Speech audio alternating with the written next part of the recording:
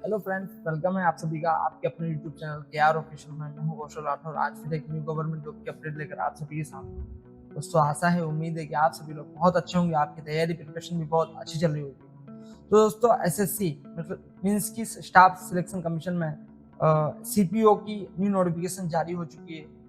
तो दोस्तों, इसमें कितनी पोस्ट पे वैकेंसी आई है, क्या इसकी अप्लाई डेट्स है, इसमें एग्जाम डेट ऑलरेडी मेंशन है या नहीं है, फॉर्म फीस कितनी रखी गई है, एज लिमिट क्राइटेरिया क्या है, एज रिलैक्सेशन क्या है, सिलेक्शन का प्रोसेस क्या है, एजुकेशन क्वालिफिकेशन क्या है, और लास्ट में इसकी जो सैलरी मिलेगी वो कितनी मिलेगी, इन सारी चीजों को डिटेल में कवर करेंगे। चलिए दोस्तों, जल्दी से वीडियो को स्टार्ट करते हैं। तो दोस्तों, जैसा कि अभी हमने बात की, स्टाफ सिलेक्शन कमीशन मींस के एसएससी में सीपीओ की न्यू नोटिफिकेशन जारी हो चुकी है। तो वीडियो को स्टार्ट करने से पहले इसके बारे में थोड़ा डिटेल्स में जान लेते हैं। तो दोस्तों, SSC means staff selection commission, ये आप सभी को पता ही होगा। और इसमें सीपीओ की भर्ती क्या है उसके बारे में थोड़ा डिटेल में बात कर लेते हैं। सीपीओ मींस सब इंस्पेक्टर की पोस्ट पे इसमें भर्ती की जाती है। मींस की ऑफिसर लेवल पे भर्ती होती है, जैसे कि एसएससी में जीडी के लिए भर्ती होती है, उसी तरह से सीपीओ एसएससी में सीपीओ के थ्रू ऑफिसर लेवल की भर्ती होती है। जैसे कि जीडी की भर्ती पैरामिलिट्री में करवाने के लिए एसएससी में भर्ती कराई जाती है, उसी की तरह ऑफिसर लेवल यानी कि सब इंस्पेक्टर की भर्ती जो है वो एसएससी में सीपीओ के थ्रू करवाई जाती है। तो दोस्तों, इसके बारे में थोड़ा पोस्ट वाइज क्या वैकेंसी आई है उस पर थोड़ा डिटेल में बात कर लेते हैं। इसमें दोस्तों वैसे दो पोस्ट पे भर्ती आई है। एक जो है sub inspector central arm force में भर्ती आई, मीन्स की जो पैरा मिलिट्री फोर्स होती है डिफेंस सेक्टर में, जैसे कि BSF, CRPF, CISF, ITBP, SSB. तो इसमें जो सब इंस्पेक्टर की पोस्ट है उस पर वैकेंसी आई है। दूसरा जो है दिल्ली पुलिस में सब इंस्पेक्टर की पोस्ट पर भर्ती आई है। और जो दिल्ली पुलिस की जो भर्ती आई है उसमें मेल और फीमेल दोनों के लिए अलग अलग तरह से वैकेंसी आई है। सबसे पहले हम बात करते हैं दिल्ली पुलिस में मेल के लिए सब इंस्पेक्टर की पोस्ट पे कितनी वैकेंसी आई है। ओवरऑल पोस्ट की बात करें तो 125 पोस्ट पे मेल के लिए सब इंस्पेक्टर की वैकेंसी पोस्ट पे भर्ती आई है। अब बात करते हैं फीमेल की। फीमेल की बात करें दिल्ली पुलिस में तो सब इंस्पेक्टर की पोस्ट पे 61 यानी कि 61 पोस्ट पे 61 पदों पर वैकेंसी आई है ओवरऑल।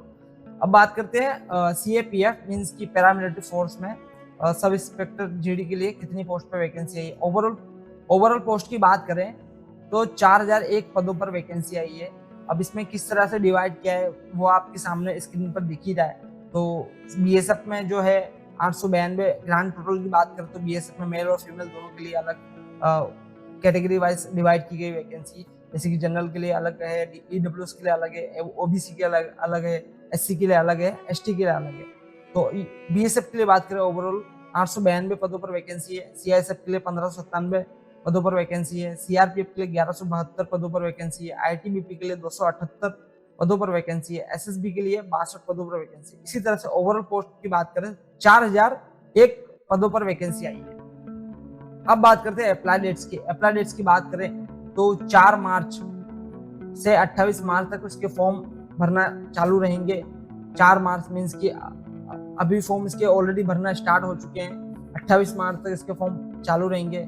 आपको 28 मार्च का वेट नहीं करना है, आपको हो सके तो जल्दी फॉर्म को भर देना है। अगर आप इस भर्ती में इंटरेस्टेड हो तो फॉर्म को जल्दी से भर देना है, लास्ट डेट का बिल्कुल वेट नहीं करना है। ज्यादा तो लोग क्या करते हैं कि लास्ट डेट का वेट करते हैं या फिर उससे 5 से 6 दिन पहले फॉर्म को भरने जाते हैं। तब क्या होता है कि साइड ज्यादा ट्रैफिक की वजह से साइड हैंग होने लगती है, इससे फॉर्म भरने में प्रॉब्लम होती है, काफी लोग फॉर्म नहीं भर पाते। अब बात करते हैं करेक्शन डेट्स की। करेक्शन डेट्स की बात करें तो आपने फॉर्म को भर दिया है और फिर आपको पता चला कि आपने फॉर्म में कहीं मिस्टेक कर दी है, कोई गलत डिटेल्स भर दी है, आपको उसमें करेक्शन करवाना है, मतलब सही मतलब डिटेल्स फिल करनी है। तो उसके लिए जो है इसमें एक पोर्टल खुलेगा।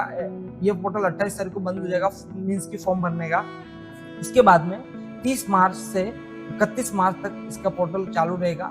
इसमें आपका जो डिटेल्स मिसमैच हो गई है उसको आप भर सकते हो 30 से 31 मार्च के बीच में। एग्जाम डेट की बात करें तो इसमें ऑलरेडी एग्जाम डेट मेंशन कर दी गई है, जिसमें मई की 9, 10 और 13 तारीख को आपकी एग्जाम कंडक्ट कराई जाएगी एसएससी के थ्रू। तो ऑलरेडी इसमें एग्जाम डेट मेंशन कर दी गई। अब बात करते हैं फॉर्म फीस की। फॉर्म फीस की बात करें जब आप फॉर्म भरने जाएंगे तो उसमें फॉर्म फीस ली जाएगी। तो इसमें जो है जनरल कैटेगरी के लिए और ओबीसी कैटेगरी के लिए 100 रुपीज़ फॉर्म फीस रखी गई है। बाकी जो कैटेगरी है मीन्स की फीमेल है, एससी है, एसटी है, एक्स सर्विसमैन है, उनके लिए फॉर्म फीस बिल्कुल नहीं है, बिल्कुल फ्री है उनके लिए फॉर्म फीस। तो ये ओवरऑल जो है फॉर्म फीस रहेगी। अब बात करते हैं एज लिमिट की। एज लिमिट की बात करें तो 1 अगस्त 2024 के अनुसार आपकी एज जो है कम से कम 20 और ज़्यादा से ज़्यादा 25 के बीच में हो तो ही आप फॉर्म को भर सकते हैं। मीन्स कि आपकी एज 20 से 25 साल के बीच में हो तो ही आप फॉर्म को भर सकते हैं। लेकिन आपके बर्थ सर्टिफिकेट में आपकी डेट ऑफ बर्थ जो है 2 अगस्त 1999 से लेकर 1 अगस्त 2004 के बीच में हो तभी आपको फॉर्म को भरना है। अगर आपकी डेट ऑफ बर्थ इस क्राइटेरिया के बीच में नहीं आती है तो आपको फॉर्म को बिल्कुल नहीं भरना है। क्या होगा कि अगर आप फॉर्म को भर दोगे फॉर्म तो एक्सेप्ट हो जाएगा, आपका एडमिट कार्ड भी आ जाएगा।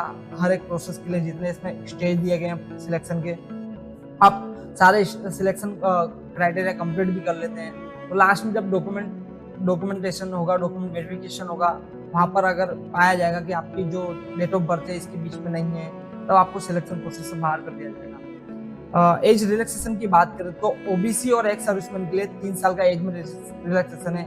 इस क्राइटेरिया के बाद में भी 3 साल की और छूट दी जाएगी अगर आप इस कैटेगरी में बिलोंग करते हैं। अगर आप SC ST से बिलोंग करते हैं तो आपको 5 साल का एज में रिलैक्सेशन मिलेगा। बात करते हैं एजुकेशन क्वालिफिकेशन की। एजुकेशन क्वालिफिकेशन की बात करें तो आपने इंडिया के किसी भी यूनिवर्सिटी से, किसी भी स्ट्रीम से डिग्री प्राप्त की है, आपने ग्रेजुएशन कंप्लीट किया है तो भी आप फॉर्म को भर सकते हैं।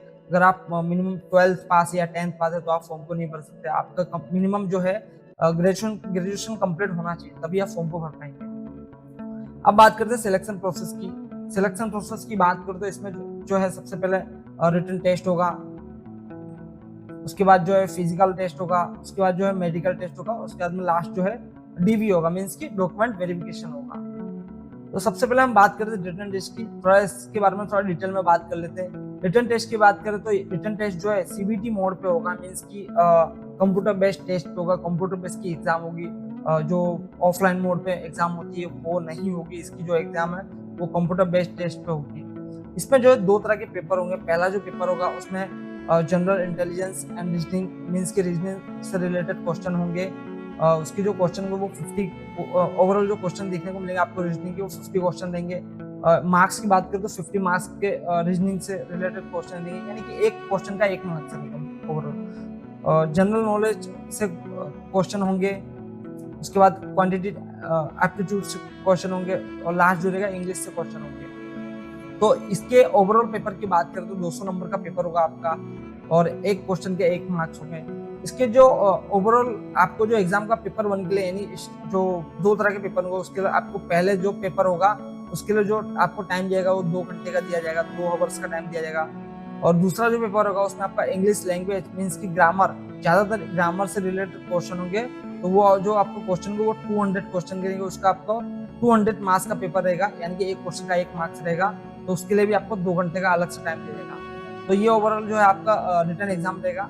रिटन एग्जाम में जो आपको पेपर देखने को मिलेगा, इंग्लिश सब्जेक्ट को छोड़ के हिंदी और इंग्लिश दोनों में ही आपको क्वेश्चन देखने को मिलेंगे। इसमें जो है नेगेटिव मार्क्स भी रहेगा दोनों ही पेपर में, यानी कि पेपर 1 पेपर 2 दोनों में आपको नेगेटिव मार्क्स भी देखने को मिलेगा। 0.25 का नेगेटिव मार्किंग रहेगा। अब बात करते हैं NCC सर्टिफिकेट होल्डर्स के लिए क्या बेनिफिट है। आपका रिटन एग्जाम हो जाता है, आपका मेरिट आएगा, तो मेरिट में जो आपको बोनस मार्क्स मिलेंगे तो वो इस बेस करेंगे। अगर आपके पास NCC का सर्टिफिकेट है, क्या सर्टिफिकेट कौन कौन से कितने मार्क्स हैं उस पर थोड़ा डिटेल में बात कर लेते हैं। अगर आपके पास NCC का C सर्टिफिकेट है तो आपको उसके बोनस मार्क्स में 10 मार्क्स मिल जाएंगे, और आपके पास B सर्टिफिकेट है तो आपको 6 मार्क्स मिलेंगे। आपके पास A सर्टिफिकेट है तो आपको 4 मार्क्स मिलेंगे। तो ये ओवरऑल जो आपको बोनस मार्क्स के तौर पे आपको रिटन एग्जाम में ऐड किए जाएंगे। तो दोस्तों आप रिटन एग्जाम में क्वालिफाई हो जाते हो। रिटन एग्जाम की जो फाइनल मेरिट लिस्ट आएगी उसमें आप क्वालिफाई हो जाते हो, उसमें आपका नाम आ जाता है, आप रिटन एग्जाम क्लियर कर लेते हो। तो उसके बाद में आपका जो है फिजिकल होगा। फिजिकल में बात करूँ तो आपका जो है सबसे पहले फिजिकल स्टैंडर्ड टेस्ट मीन्स की PST होगा।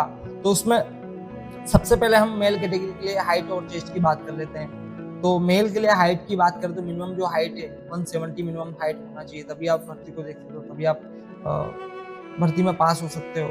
चेस्ट की बात करें तो मिनिमम जो आपका चेस्ट क्राइटेरिया है 80 सेंटीमीटर होना चाहिए।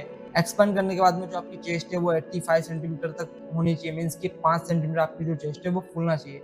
अब ये जो क्राइटेरिया मैंने आपको बताया वो जनरल, ओबीसी और एससी कैटेगरी वालों के लिए है।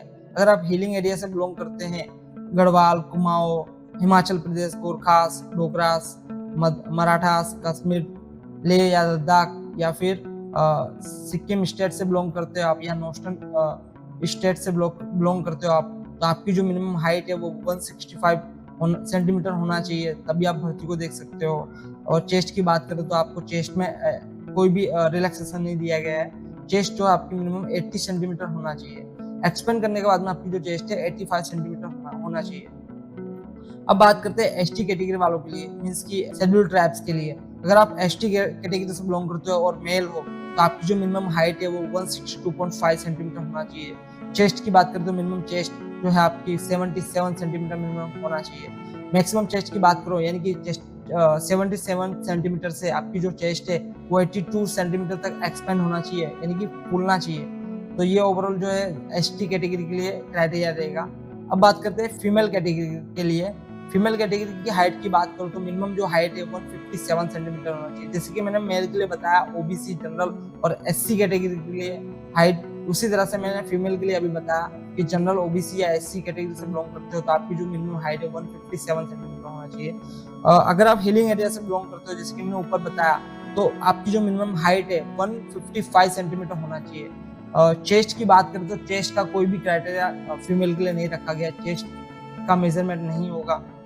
अगर फीमेल एसटी कैटेगरी से बिलोंग करती है तो मिनिमम जो हाइट है 154 सेंटीमीटर मिनिमम होना चाहिए। आपका हाइट वेट हो जाता है, हाइट और चेस्ट हो जाता है, उसके बाद में आपका जो वेट होगा।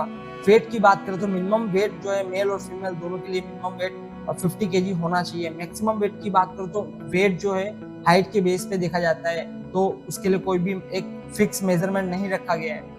आपका पीएसटी क्लियर हो जाता है, उसके बाद में आपका जो है पीईटी होगा, मींस की फिजिकल एफिशिएंसी टेस्ट होगा या फिर एंड्योरेंस टेस्ट होगा। उसके बारे में थोड़ा डिटेल में बात कर लेते हैं। मेल के लिए क्राइटेरिया बिल्कुल अलग रखा गया है, फीमेल के लिए क्राइटेरिया बिल्कुल अलग रखा गया है। सबसे पहले हम मेल की बात कर लेते हैं। मेल की बात करें तो पहले इसमें 2 तरह की रनिंग रखी गई है। पहले 100 मीटर की स्प्रिंट होगी जिसे आपको 16 सेकंड में कंप्लीट करना होगा, यानी कि 100 मीटर की रेस होगी जिसे आपको 16 सेकंड में कंप्लीट करना होगा। उसके बाद आप 100 मीटर की रेस कंप्लीट कर लेते हो, उसके बाद में आपको 1600 मीटर की मींस की 1.6 किलोमीटर की रेस कंप्लीट करनी होगी जिससे आपको 6.5 मिनट का टाइम दिया जाएगा। इस टाइम में आपको रेस को कंप्लीट करना होगा। आपकी दोनों रेस कंप्लीट हो जाती है, रनिंग कंप्लीट हो जाती है। उसके बाद में आपका जो है लॉन्ग जंप होगा। लॉन्ग जंप की बात करें तो आपकी जो लॉन्ग जंप होगी उसके लिए आपको जो क्राइटेरिया दिया जाएगा वो 3.65 मीटर का दिया जाएगा। इसके लिए आपको 3 चांस दिए जाएंगे, मींस की लॉन्ग जंप क्लियर करने के लिए आपको 3 चांस दिए जाएंगे। 3 बार आपको चांस दिएगा। अगर आप पहले चांस में क्लियर नहीं कर पाते तो आपको दूसरा चांस दिया जाएगा। दूसरा चांस भी आप क्लियर नहीं कर पाते तो आपको लास्ट तीसरा चांस दिया जाएगा। तो इस तरह से आपको 3 चांस मिलेंगे। आपका लॉन्ग जंप भी क्लियर हो जाता है। उसके बाद में आपका जो हाई जंप होगा, हाई जंप में आपको 1.2 मीटर का हाई जंप क्राइटेरिया कंप्लीट करना होगा। इसके लिए भी आपको 3 चांस दिए जाएंगे। आपका running, long jump, high jump complete हो जाता है। उसके बाद में आपका जो है शॉर्ट पुट होगा, मींस की गोला फेंक होगा। गोला फेंक का जो क्राइटेरिया रखा गया वो 4.5 मीटर का रखा गया, यानी कि 4.5 मीटर का गोला फेंक का क्राइटेरिया रहेगा। 4.5 मीटर की रेंज में आपको जो है एक गोला दिया जाएगा, उसको फेंकना रहेगा। उसके लिए भी आपको 3 चांस दिए जाएंगे। ये मैंने अभी भी जो बताया वो मेल के लिए क्राइटेरिया था। अब फीमेल की बात करते हैं। सेम मेल के जैसे 2 रेस होगी उसी तरह से फीमेल के लिए भी 2 रेस होगी। फीमेल की रेस की बात करें तो जो फर्स्ट रेस होगी 100 मीटर की, फीमेल को 18 सेकंड का टाइम दिया जाएगा, यानी कि 2 सेकंड ज्यादा टाइम दिया जाएगा, जिसे 100 मीटर की रेस को कंप्लीट करना होगा। और उसके बाद में आपका जो 800 मीटर की रेस होगी जिसे आपको 4 मिनट में कंप्लीट करना होगा। आपकी दोनों रेस कंप्लीट हो जाती है, आप दोनों में पास हो जाते हो। उसके बाद में आपका जो है लॉन्ग जंप होगा। लॉन्ग जंप की बात करें तो आपको 2.7 मीटर का लॉन्ग जंप का क्राइटेरिया रहेगा जिसे आपको 3 चांस में कंप्लीट करना होगा। आपका लॉन्ग जंप कंप्लीट हो जाए उसके बाद में आपका हाई जंप होगा। हाई जंप में आपको 0.9 मीटर का हाई जंप होगा जिसे आपको 3 चांस में कंप्लीट करना होगा।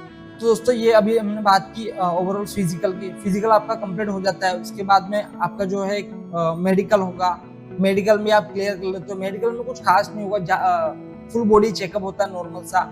आपका मेडिकल कंप्लीट हो जाता है। उसके बाद में आपका जो है डीबी होगा, मींस की डॉक्यूमेंट वेरिफिकेशन होगा।